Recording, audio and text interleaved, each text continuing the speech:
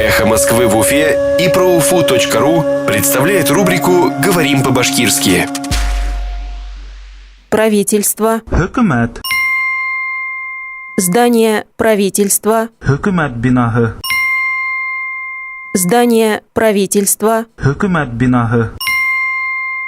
У здания правительства республики прошел одиночный пикет против Рустема Хамитова. Хөкүмәт бинаһы янында Рөстәм Хәмитовка каршы яңгыз пикет үткәрелде. У здания правительства республики прошел одиночный пикет против Рустема Хамитова. Хөкүмәт бинаһы янында Рөстәм Хәмитовка каршы яңгыз пикет үткәрелде. «Эхо Москвы» в Уфе и ProUFU.ru представляет рубрику «Говорим по-башкирски».